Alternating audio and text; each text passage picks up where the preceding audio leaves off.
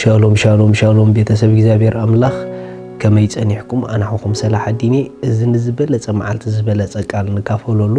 ፕሮግራምና እዩ ሎም ድማ ነዚ መዓልቲ ዝኾን ቃል ሓቢርና ክንካፈሊና ሎም ንካፈሎ ቃል ንኸይርገም ዝተባረኸ ህዝቢ ዝብል እዩ ንኸይርገም ዝተባረኸ ህዝቢ እቲ ዝኸበደ እንታይ ምድር እንድሕሪልኩምኒ ወላ ብሰማይ እቲ ዝኸበደ እንታይ ተዳኢልኩም ንህዝቢ ኣምላኽ ምርጋሚ ህዝብ አምላኽ በፍጹም ደጊሙ ንኸይርገም በሐያል በረኸት አምላኽ ዝተባረኸ ህዝብ እዩ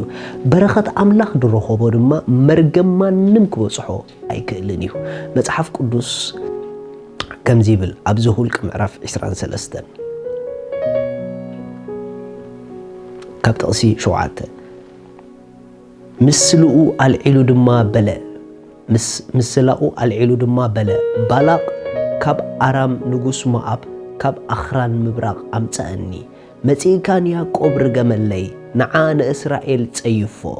ኣምላኽ ንዘይረገሞ ከመይለ ክረግሞ ማይ ጋድ ኣምላኽ ንዘይረገሞ ከመይለ ክረግሞ እግዚአብሔር ንዘይጸየፎኸ ከመይ ገይረ ክጽየፎ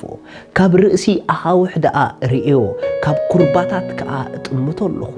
እነሆ ንበይኑ ዝቕመጥ ህዝቢ ምስ ህዝብታት እውን ኣይቁጸርን ነቲ ሓመድ ያዕቆብ መን ክቆጽሮ ይኽእል ወይ ንርብዒ እስራኤል መን ይጽብጽቦ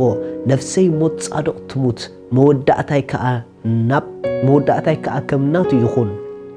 ባላቕ ድማ ንበልዓም እንታይ እዩ ዝገበርካኒ ንጸላእተይ ክትረግሞም ኣምጻእኩኻ እነሆ ከዓ ፈጺምካ መረቕካዮም በሎ ንሱ ድማ እቲ እግዚአብሔር ኣብ ኣፈይ ዘንበሮ ተጠንቂቐ ክዛረብዶ ኣይግብአንን እዩ ኢሉ መለሰ ብጣዕሚ ዝገርም ባላቕ ንእስራኤል ክረግመሉ ስለዝደለየ ንበልዓም ሰምጽኦ በልዓም ግን ነቲ ህዝቢ ምስራኣዮ ነቲ ህዝቢ ዝኸውን መርገም ከምዘየለ ፈሊጡ ኣብ ልዕሊ እቲ ህዝቢ መርገም ክሰርሕ ከምዘይክእል ፈሊጡ ኣፉ ኣብኡ ኸሎ ተቐይሩ ንምንታይ ተተባሃለ እግዚአብሔር ፈጺሙ ንኸይርገም ስለዝባረኾ ነቲ ህዝቢ ኣቱም ኣሕዋት እቲ ዝኸበደ ኣምላኽ ንዝባረኾ ምርጋም እዩ እቲ ዝኸበደ ኣምላኽ ንዘፍቀሮ ምጽያፍ እዩ ኣይከኣልን ነዚ ህዝቢ ዝኽጽየፎ ኣይከኣልን ነዚ ህዝቢ ዝኽትረግሞ ወላ እንተረገምካዮ እቲ መርገም ይምለሰካ እምበር ኣብዚ ህዝቢ ኣይሰርሕን እዩ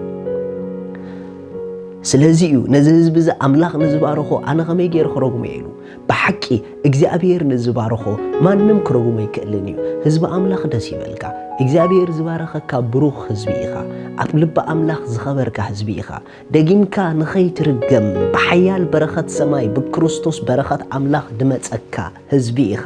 እዚ ህዝቢ እዚ ክርገም ኣይክእልን እዩ እዚ ህዝቢ እዚ ንመርገም ድተፈጠረ ህዝቢ ይኮነን መርገም ነዚ ህዝቢ እዚ ኣይበቕዖን እዩ መርገም ነዚ ህዝቢ እዚ ኣይምጥኖን እዩ ኖ ኖ ኖ ኖ ኖ ኖ በበረኸት ኣምላኽ ዝተወለደ በረኸት ጥራሕ ዝምጥኖ ህዝቢ ኣምላኽ እዩ ብዙሕ ግዜ ነጊሮኩም ኣለኹ እዚ ህዝቢ ኖርማል ህዝቢ ይኮነን እዚ ህዝቢ ተራ ህዝቢ ይኮነን እዚ ህዝቢ ሰብ ክፈልጦ ዘይከኣለ ፍሉይ ህዝቢ እዩ እዚ ህዝቢ ብሩኽ ህዝቢ እዩ ህዝቢ ኣምላኽ ብኣምላኽ ዝተባረኸ ህዝቢ እዩ መጽሐፍ ቅዱስ ክዛረብ ከሎ ኣብ ኤፌሶን ከምዚ ኢሉ ኣሎ ኤፌሶን ምዕራፍ 1 ጥቕሲ 3 እቲ ብመንፈሳዊ በረኸት ዘበለ ብክርስቶስ ገይሩ ኣብ ሰማያት ዝባረኸና ኣምላኽን ኣቦ ጎይታና ኢየሱስ ክርስቶስን ብሩኽ ይኹን ሓደ ነገር ክነግረኩም ብክርስቶስ ዝተገብረ ዘበለ ነገር መላእኽቲ ቀይሩዎን እዮም ኣምላኽ ኣይቀይሮን እዩ ሰብ ኣይቀይሮን እዩ ምኽንያቱ ብክርስቶስ ዝተገብረ ዘበለ ነገር ፍጹም ክልወጥ ኣይከኣልን እዩ ህዝቢ ኣምላኽ ድማ በረኸቱ ብሰብ ኣይኮነን በረኸት ህዝቢ ኣምላኽ ብክርስቶስ እዩ ኣቦ ብክርስቶስ ብኹሉ በረኸት ኣብ ሰማያት ዝባረኾ ህዝቢ እዩ ማለት ኣብቲ ናይ ኩሉ ምንጭ ዝኾነ ሰማያት ህዝቢ ኣምላኽ ኣብኡ ተባሪኽ እዩ ኣብ ሰማይ ዝተባረኸ ኣብ ምድሪ ብሩኽ እዩ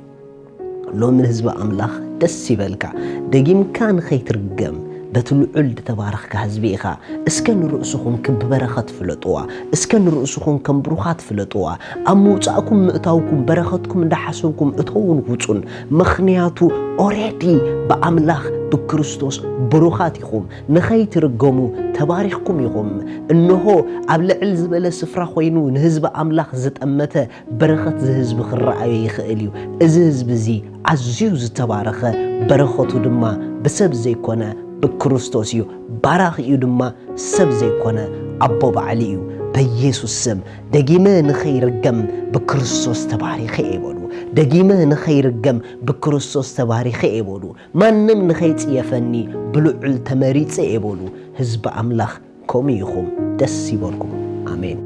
سلازي اللومي نقويتنا يسوس كريستوس أبي هوتكم وسينكم كتقبلوا التدليو إتا أبو زلا نايزل عالم هوت كتقبلوا التدليو إذا تقولوا تزيئة تسأليو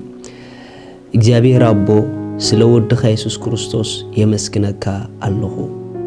يأمن الله يسوس كريستوس سلا حتياتي كم دتسأله أدا حتياتي كفيلو كم زفتمو سلاي كم زموته بسالسيت معالتي أملاخ كموتات كم زتنسؤو أبيمان أملاخ كم استقمته يأمن الله يسوس كريستوس ناي هيوتي قويتا إيو يسوس كريستوس أملاخي مدحانيين إيو كابزا ساعات نكريستوس بمقبالي حدش فترت ولود أملاخ كوين الله منفس قدوس بشم يسوس بأمنت ناوشت أي يقبلك الله آمين. إذا أتصلوا لتصلهم بتحمقوا حقوسكم بزب تحت زلوا أدراشنا كونتاكت جورنا يخم سدليكم حجز كن لخلكم هنا شالوم.